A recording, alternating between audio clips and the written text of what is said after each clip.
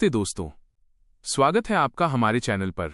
क्या आपने कभी सोचा है कि अगर किसी को ऐसी शक्ति मिल जाए जिससे वो साक्षात ईश्वर को ही चुनौती देने लगे तो क्या होगा? आज हम आपको सुनाने जा रहे हैं महादेव के परम भक्त लेकिन परम अहंकारी भस्मासुर की वो महागाथा जिसने पूरी सृष्टि को हिलाकर रख दिया था। कैसे भगवान शिव का एक वरदान उनके लिए ही संकट बन गया और कैसे भगवान विष्णु को मोहिनी बनकर उस संकट को टालना पड़ा। आज का ये वीडियो अंत तक देखिएगा क्योंकि इसमें न केवल भस्मासुर का अंत है बल्कि भगवान अयप्पा के जन्म का अनसुना रहस्य भी छिपा है। कहानी शुरू करने से पहले अगर आप महादेव के भक्त हैं तो चैनल को सब्सक्राइब करके बेल आइकन जरूर दबा दें ताकि ऐसी ही दिव्य कथाएं आप तक सबसे पहले पहुंचती रहें। प्राचीन काल में भस्मासुर नाम का एक अत्यंत शक्तिशाली और महत्वाकांक्षी असुर था। वो संसार पर विजय प्राप्त करना चाहता था और इसके लिए उसने अमरत्व या अजेय शक्ति प्राप्त करने का निश्चय किया। उसने भगवान शिव को प्रसन्न करने के लिए घोर तपस्या शुरू की। भगवान शिव, जिन्हें आशुतोष कहा जाता है क्योंकि वे बहुत जल्दी प्रसन्न हो जाते हैं, भस्मासुर की भक्ति और तप से अभिभूत हो गए। वे उसके सामने प्रकट हुए और उससे वरदान मांगने को कहा। भस्मासुर ने एक ऐसा वरदान मांगा जो ब्रह्मांड में किसी ने नहीं मांगा था। उसने प्रार्थना की कि वो जिसके भी सिर पर अपना हाथ रख दे वो व्यक्ति तत्काल जलकर भस्म हो जाए। भोलेनाथ ने बिना किसी संकोच के तथास्तु कह दिया। वरदान पाते ही भस्मासुर के भीतर का अहंकार और दुष्टता जाग उठी।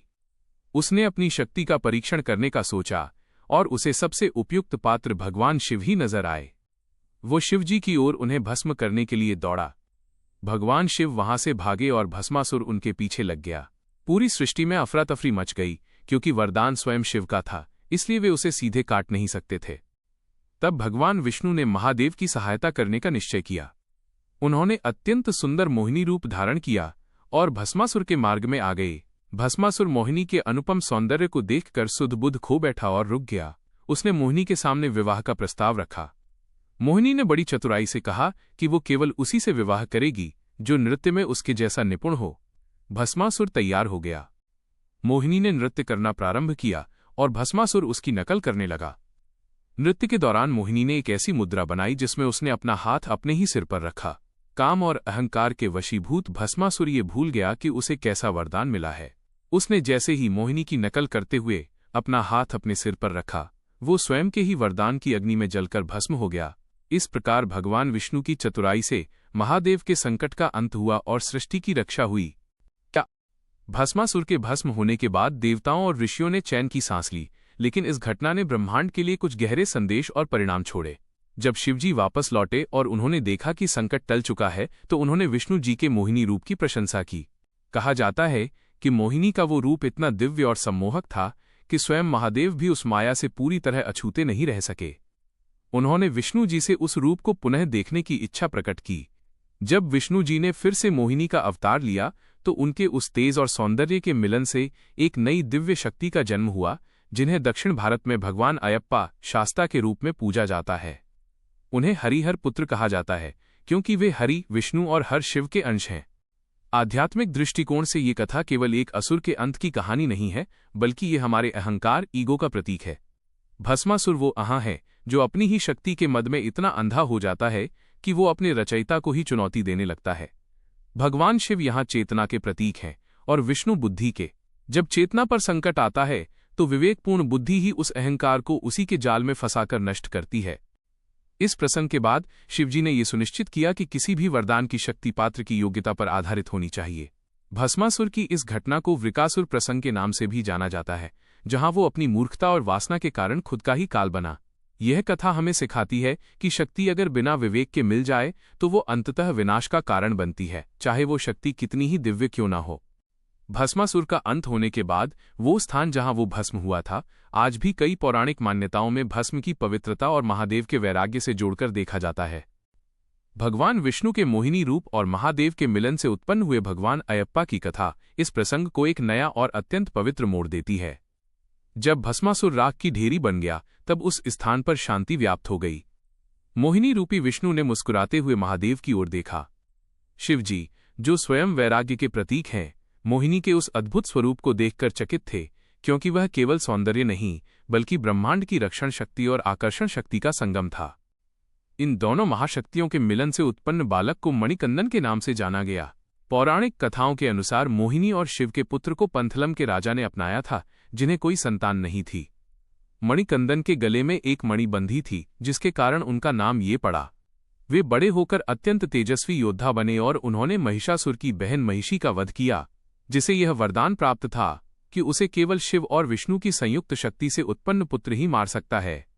भस्मासुर की उस घटना के बाद देवताओं ने यह भी समझा कि महादेव की सरलता, भोलापन और विष्णु की चतुराई माया एक ही सिक्के के दो पहलू हैं। यदि शिव वरदान देने वाले सृजनकर्ता के रक्षक हैं, तो विष्णु उस शक्ति को संतुलित करने वाले प्रबंधक हैं। इस कथा का विस्तार दक्षिण भारतीय परंपराओं में सबरीमाला मंदिर की उत्पत्ति से जुड़ता है, जहां भगवान अयप्पा आज भी योग मुद्रा में विराजमान हैं। दूसरी ओर भस्मासुर की राख के बारे में कहा जाता है कि वो उस स्थान की मिट्टी में मिल गई, जिसे आज भी कुछ लोग अपवित्र और कुछ लोग चेतावनी के रूप में देखते हैं। यह कथा भारतीय दर्शन के उस सिद्धांत को पुख्ता करती है कि विनाशकाले विपरीत बुद्धि, अर्थात जब विनाश का समय निकट आता है तो व्यक्ति की बुद्धि सबसे पहले उसका साथ छोड़ देती है। भस्मासुर के पास शक्ति तो थी, लेकिन उस शक्ति को संभालने के लिए आवश्यक चरित्र और धैर्य नहीं था। महादेव ने इसके बाद माता पार्वती के साथ पुनः कैलाश प्रस्थान किया, लेकिन मोहिनी का वह प्रसंग ब्रह्मांड के इतिहास में अंकित हो गया।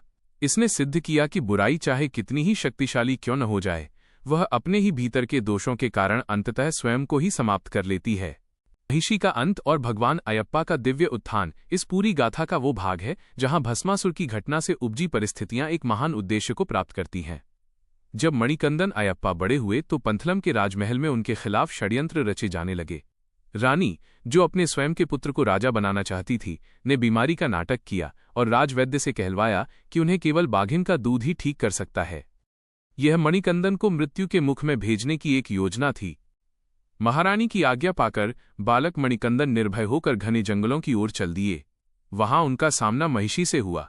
महिषी अत्यंत शक्तिशाली राक्षसी थी और उसे वरदान था कि उसे केवल शिव और विष्णु की संयुक्त संतान ही मार सकती है। भस्मासुर के वध के समय उत्पन्न हुई वही शक्ति अब महिषी के सामने थी।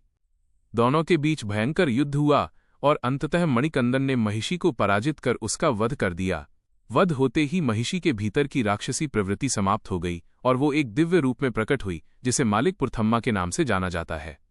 इसके पश्चात मणिकंदन जंगल से एक विशाल बाघिन पर सवार होकर और उसके पीछे बाघों की पूरी सेना लेकर राजमहल लौटे। ये दृश्य देखकर राजा और रानी का अहंकार चूर चूर हो गया। उन्हें समझ आ गया कि यह कोई साधारण बालक नहीं, बल्कि साक्षात ईश्वर का अवतार है।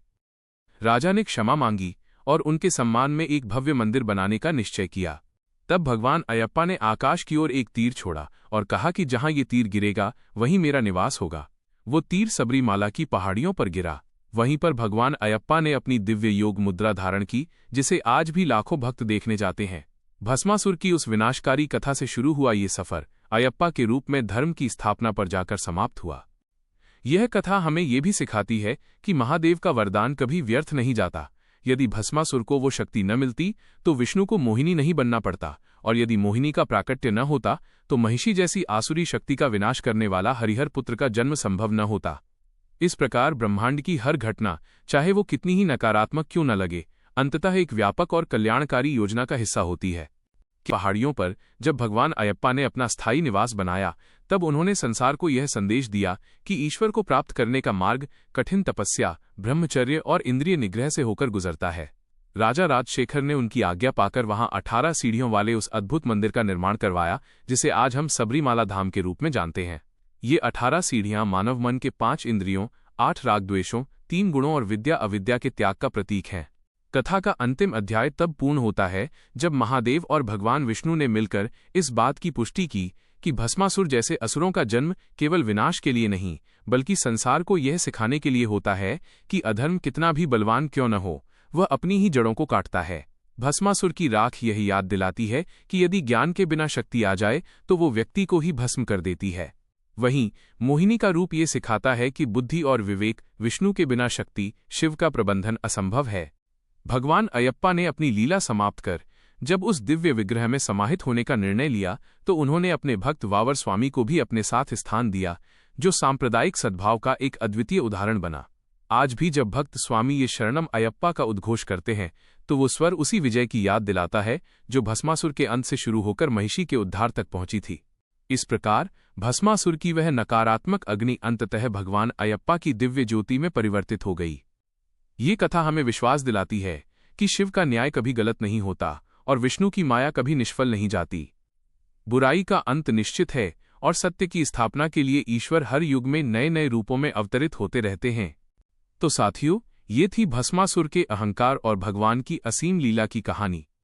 यह कथा हमें सिखाती है कि शक्ति के साथ विवेक का होना कितना जरूरी है। हमें उम्मीद है कि इस कथा ने आपके जीवन में एक नई सीख और सकारात्मकता भरी होगी। अगर आपको यह वीडियो पसंद आया हो तो इसे लाइक करना न भूलें और अपने दोस्तों व परिवार के साथ शेयर जरूर करें ताकि वे भी हमारी संस्कृति के इन अनमोल मोतियों को जान सकें। कमेंट बॉक्स में हर हर महादेव लिखकर अपनी हाजिरी जरूर लगाइएगा। और हाँ, अगर आपने अभी तक सब्सक्राइब नहीं किया है तो अभी नीचे दिए गए लाल बटन को दबाएं और हमारे परिवार का हिस्सा बनें।